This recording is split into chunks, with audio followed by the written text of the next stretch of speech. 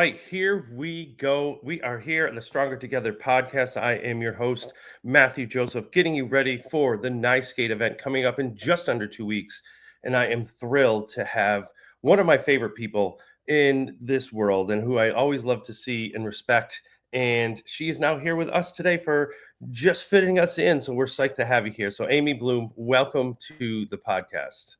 Thank you so much for squeezing me in today, Matt. Silly me, shame on me for scheduling my original recording for the Bills game. During the Bills game, so I had to wear my Patriots shirt just for you, even though I'm not a huge Yeah, I'm Patriots fan. ignoring it. I'm ignoring it. Well, you're usually good on getting me riled up with football, with the Dolphins and the Patriots. But so something I wanted to share with you as we start this off that I've been thought about for a while, but I'm like, I'm going to tell her live. So this summer, I had an opportunity to go see Pink, and just out of the blue. And one of the things that I happened to be in the Matt Joseph way, had the worst possible seat until 5 minutes after I got in. And then I was in second row and I was right up there and it was awesome. And she had the best time. Like she was like, she didn't care if 100,000 people were there or 10. She was having the best time. It was one of the most amazing experiences. And I share that with my staff.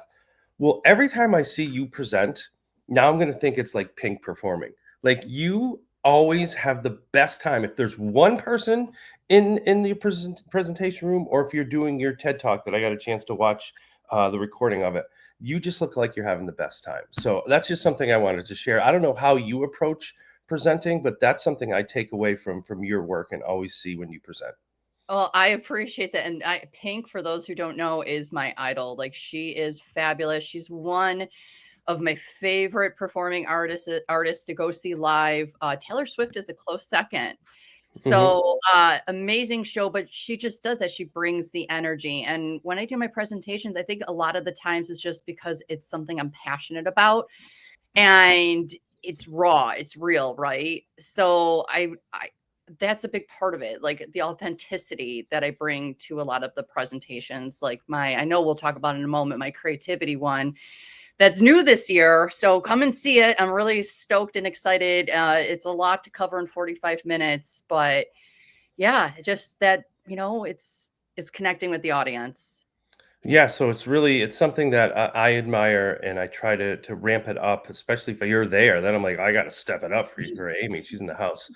But for those who don't know you, before you get into the nice skate work, what is your actual job? What do you do?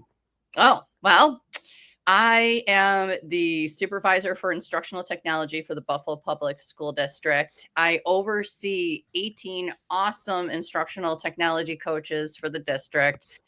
They're in about 22 schools, either high school or elementary school. So, I provide them professional development. I connect with them. We're doing an awesome thing this year. I did it a couple of years ago with art teachers, traveling instructional rounds. So we're doing that with a small group.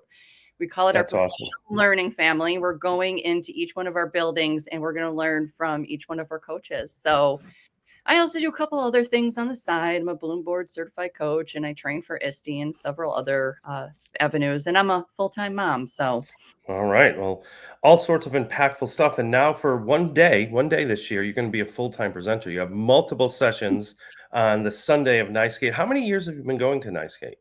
I think 2016. Okay. 15, 16 is when I started going. I started presenting in 18 or 19. Okay. Yeah, this is my third, and it's one that I will not miss. It is such a great environment. It's all in one place. I know we're in a new place this year, and I had a chance to go see it this summer for golf, and I'm just excited to be there. And as we shared, you have all your presentation behind you, but it might be hard to see. But the first one is on Sunday morning. We're both doing a digital citizenship and critical thinking playground. So come see both of us. Go see Aimee first. It's probably better. And this is the first time I've ever done a playground, so I'm just going to do my best. But what are They're you fun. presenting? Yeah, what is your topic? Dan and I are going over different modalities of how you could do digital citizenship with your students using WeVideo. So I'm Okay. actually doing a live example that I did with my students when I was in a classroom a few years ago, where they made scripted out a PSA. They had to pick particular roles, and they had to do research and how to be an upstander. So Okay.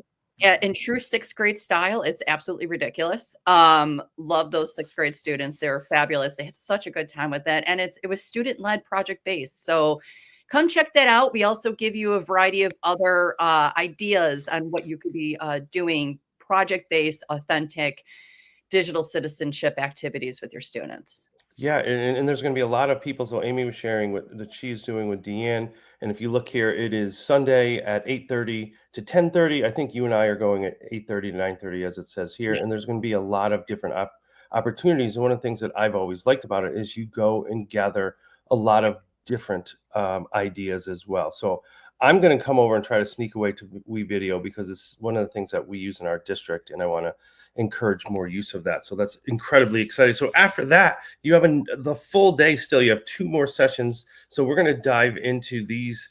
All of them are on Sunday, the 24th. So at 11:30, you have Empowering Minds. This is the creativity ones that you were talking about. And then you have Playtime. Is that what I'm going with? A play on words, You got Playtime. it. All Mhm. right. So that is at 2:30. So for those who are looking through the schedule and see all sorts of great sessions, what are you going to be doing at these 2 that someone's like, yeah, that's the one I want to go to? So for the Empowering Minds, Cultivating Creativity, you're going to go through a couple processes. We're going to talk about why creativity, why now, and what is the difference between creativity and artistic ability. But don't Okay. be intimidated. Don't be Okay. intimidated. So I'm gonna give you a couple of processes to get your students or your adult learners to start creatively thinking. You're gonna walk away with a lot of these activities that you can turnkey even the next day. I'm going to provide you a couple of my failures as a teacher and how I opened up my lessons, mostly because I got bored of everything I was doing, What to works? allowing students choice on exemplifying their learning. So I'll take you through that journey, and you'll walk away with 2 items, 2 templates that you can use in your classroom the next day. And then we're going to have a little fun at the end. We're going to have a creative challenge, and I'm All not going to right. anybody, but Yeah, you're going don't. to be using artificial intelligence to critically think and creatively think on a creative challenge. All right. Oh, that is awesome. And what Playtime, Play? That's clever. Yeah, yeah, that's with me, Dan, and Lori Gian, Dan Pullian and Lori Gian. We're this like little blonde trio. All right. And we have a lot of fun together to begin with anyways, so come and check this out. But this is actually more about you being the learner in the process. We're gonna I don't know, I might bring a squirt gun. I hope Ooh. Deanna Lori doesn't hear this, but if we talk too much, I might just start squirting them because All it's right. about you, the learner. So you're going to come and experience this Play Arcade, PLAI, and we're going to give you don't again another place not to feel intimidated because we are going to provide you with activities so you could dive in and say you want to see how you can use AI in your classroom for math, ELA, art, music, physical education. This is the place to do it in a safe environment where you're just playing to learn. Oh, I wish I could go to that. I'm presenting at the same time. 1, because I'd bring my own squirt gun, and 2, because this is I am literally, all joking aside, I have a real job too, just like you, that I'm meeting with my superintendent on Monday to talk about ways to start to incorporate AI. So I might just have to beg you for your slides too, to just to see how that goes and get that going in my district, or better yet, bring you on over to New Bedford. So that might be fun. Anytime. I really think that we need to embrace this and look and not to put more emphasis on one presentation over the other, but at the end, when we do the creative challenge using AI, the one thing you will learn and take away is that it's not as easy, cut and dry cheating, and I use the word cheating loosely, as you think it is. Yes, Especially, it's just getting you to teach differently. So if it's something that students can look up, but that's the same problem we have with Google, right? You go look up the answer, you copy and paste, but when you present a challenge, there's more thought process behind it. absolutely. So you've said you've been going to NICE for since 2016. What are some things that have been highlights for you over this time? Honestly, it's the people, it's the Okay. humans. I love sitting in all the sessions and I love learning, but it's those sidebar conversations that you can't you take away so much more, like especially if you have something specific going on in your district and you connect with someone who is a similar district to you and you could talk through processes, meeting the people, like and starting your, I call it PLF, your professional learning family, right? Because at any drop of a dime, I know I could reach out and just text or call or send a carrier pigeon to somebody and just bounce ideas off of each other. And I hope that they feel the same way with me. Yeah, and I think that's again one of the things that always draws me to you is you're always having fun and you're always making the best of all the situations. But one of the things I have learned is, having opportunities to connect with you professionally, is I love the way you give feedback and you coach other people. You've helped me with my TED talk that's coming up there. So when you get ready to present, what is some of your preparation? What would be your advice to individuals that maybe this is their first time presenting at a state level conference and they're, we're about a week plus out and they're sitting there like, I'm really, really nervous. Like, what would be something you would share with them? Well, first I want to say, don't, just breathe, be your authentic self. But what really helps me, and this comes when I present for anything, is that after I build my slides and I get a great idea, I honestly, this sounds so old school, but deal with me, Matt. I I'm here. print out and I take notes. There's something about that handwriting component that makes me connect with my work. Like, what do I want to say? What do I want to translate? How much time do I have on each slide? Because my slides, I don't read to you. They're images. They're one or two words. They might be a point and a link.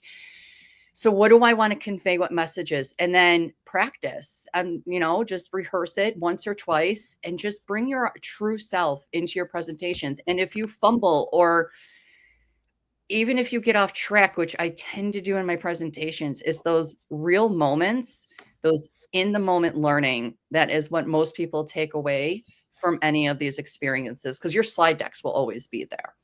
That is awesome. So last question, because one of the things as presenters, we're always spending the time presenting and we're sharing and we're really excited about that. That's something I really, really enjoy. But sometimes I forget to take time to be a learner at some of these events. So what are some things you might be going in and in your current role in Buffalo and as your own personal self? Like, what are some things you're hoping to take in as a learner? Yeah, that's a good point because I do a lot of volunteering too at Nice Gates. So a Oh, lot of sure. times, yeah, I sign up for the presiders. So it's usually the presentations I want to see. So I'm a learner and a supporter at the same time. But this year in specific, I'm really diving deep into either instructional practices or AI. I know I'm doing my own presentation in AI, but other people's take or how they're using it or implementing it or barriers that they've come across. The more you can learn, right? You're always in that learning mode. You're always in beta. And the way you approach, I think if you approach it that way, there's always something that you're going to walk away with. So I might be presenting an AI in both of my presentations, but I'm always a learner. So I want to learn a little bit about that. And then I learn a lot on the vendor floor too, actually. Yeah. A That's lot on the vendor floor. That's great. Well, I know you have a busy day, but really wanted to make sure to thank you for carving the time out, because of those of you who have not met or seen Aimee Bloom yet, make sure to check out her presentations. 3 options, all on Sunday. Come to the playground in the morning at 8:30 to check out all the work that she's doing with Deanne, and see some other great playgrounds. There's one that I'm doing, but I'm probably the last on the list for a reason. So just see all the other folks, which is amazing. And then throughout the day, Sunday, see some of the work that she's doing. It's in Cypress Room D, and then I won't even go into try to pronouncing that conference center at 2:30. So full day of yeah, all right, a full day of Aimee and her presentations. And if I'm unable to catch any of those, or you're not going to Nicegate, make sure to follow her. Her handle is right below there. Always putting out some great things. And sharing. So, Aimee, thank you for taking the time. I will see you. We are recording this on Saturday, so I will see you in 1 week. I cannot believe it. I I cannot. know it's been Here, and can I just say one more thing before you let me go? sure. I am so excited that they changed the venue. I am Oh so yeah. excited for this. I think it's a refresh, it's a good restart, it's in the center of the state, it's more opportunities for others to come that might not want to venture out to Rochester. I am so excited. I cannot wait to see you all there and to learn along Yes. with you.